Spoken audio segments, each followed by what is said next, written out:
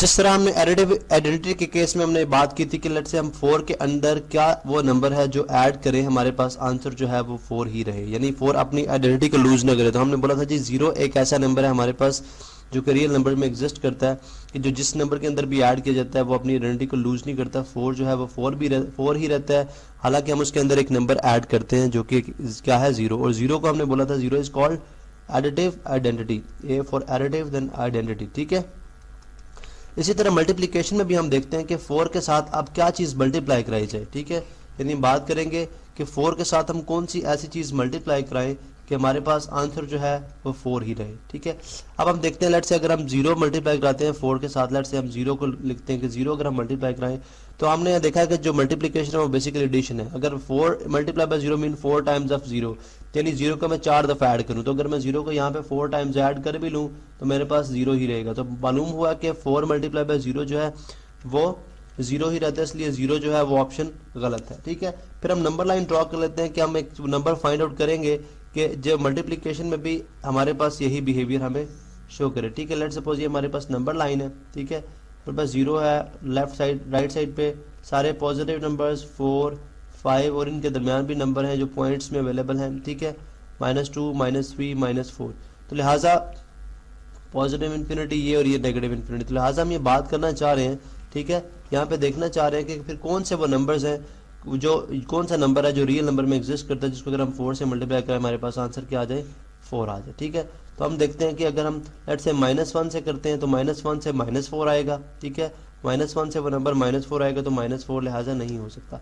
तो हम देखते हैं कि हमारे पास 1 एक ऐसा डिजिट है कि अगर हम इसको मल्टीप्लाई कराएं, ठीक है, यानी मतलब कि अगर हम 4 टाइम्स ऑफ 1, अगर 1 को हम 4 दफ़ा ऐड करें, ठीक है, तो हमारे पास आंसर क्या आ जाएगा 4 आ जाएगा। अगर आप 1 टाइम्स ऑफ 4 भी बोलें, 1 टाइम्स ऑफ 4, ठीक है, तो इसका मतलब क्या होगा कि हमारे पास तब भी आंसर क्या आ जाएगा 4 आएगा, यानी 4 को हमने एक दफ़ा ऐड करना है, ठीक है, एक दफ़ा काउंट करेंगे तो हमारे पास आंसर 4 आएगा।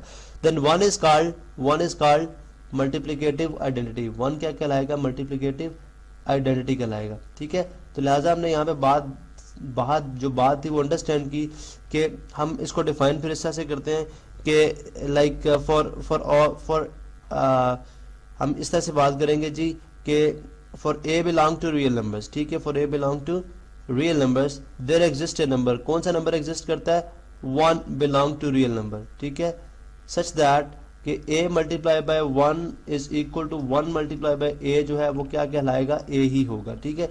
यानी हम सिंपली ये बात करें कि 1 को यानी a से अगर हम 1 मल्टीप्लाई करें राइट साइड से या लेफ्ट साइड से, ठीक है, तो इसका जो आंसर होगा वो क्या रहेगा a ही रहेगा, उसका आंसर क्या रहेगा a, यानी a अपनी आइडेंटिटी को लूज नहीं करेगा। therefore 1 is called multiplicative M for multiplicative identity. तो लिहाजा हमने देख लिया जी कि चाहे नंबर नेगेटिव हो चाहे पॉजिटिव हो, कुछ भी नंबर हो, हम जब 1 से मल्टीप्लाई करते हैं, जैसे अगर मैं यहाँ पे अगर आप for the sake of example यहाँ पे लिख देता हूँ जी कि 1000 मल्टीप्लाई बाय 1 क्या हो जाएगा 1000 रहेगा। आपने देखा 1000 ने अपनी आइडेंटिटी लूज नहीं की, ठीक है। इसी तरह -7 मल्टीप्लाई बाय 1 क्या रहा -7 ही रहा, ठीक है। 0 मल्टीप्लाई बाय 1 क्या रहा 0 ही रहा। तो लिहाजा हमने देखा कि ये बेसिकली हमारे पास क्या है 1 इज कॉल्ड मल्टीप्लिकेटिव आइडेंटिटी, ठीक है। इसी तरह से अभी हम देखते हैं कि मल्टीप्लिकेटिव इनवर्स क्या है, ठीक है, मल्टीप्लिकेटिव इनवर्स। अब हम बात करते हैं जी मल्टीप्लिकेटिव इनवर्स की। हम यूं कहते हैं जी कि लेट से हमारे पास एक नंबर है 4, अब इसके साथ मैं क्या चीज़ मल्टीप्लाई कराऊं कि मेरे पास आंसर जो है वो मल्टीप्लिकेटिव आइडेंटिटी यानी कि 1 आ जाए, ठीक है।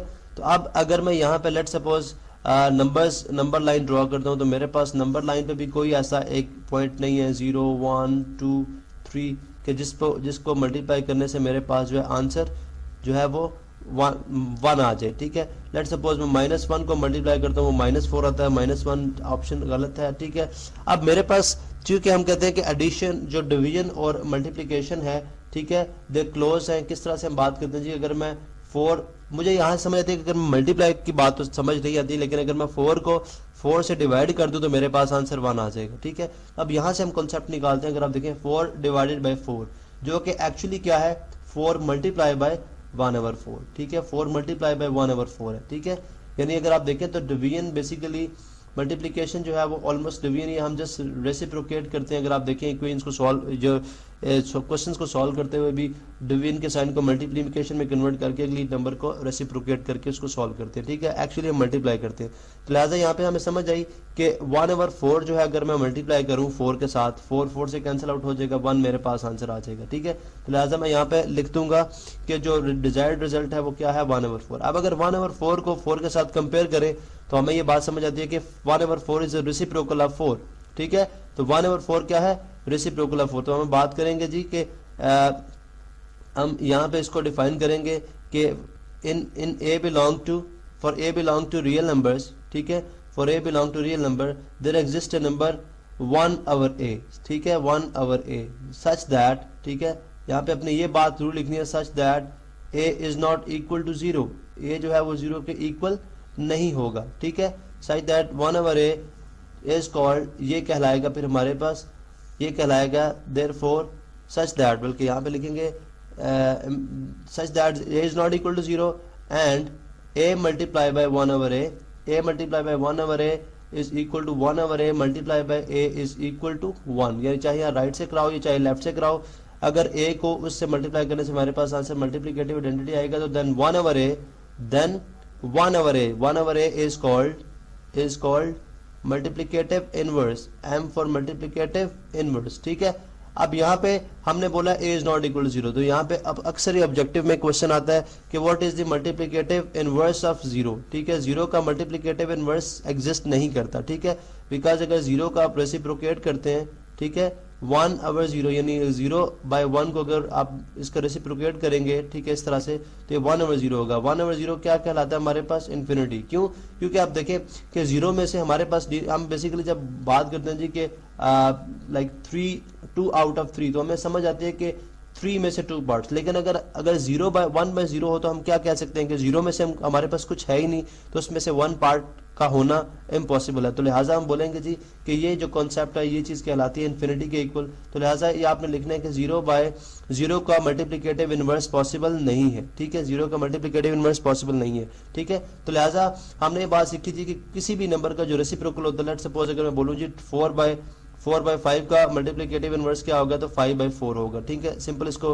रेसिप्रोकेट करेंगे, अगर हम सॉल्व करें तो हमारे पास आंसर क्या आ जाएगा, 1, ठीक है। इसी तरह 1/2 का रेसिप्रोकल क्या होगा, 2, ठीक है, जिसको सॉल्व करने से हमारे पास आंसर क्या आ जाएगा, 1। तो लिहाजा गिवन नंबर का जब हम रेसिप्रोकल करते हैं, ठीक है, वो कहलाता है मल्टीप्लिकेटिव इनवर्स।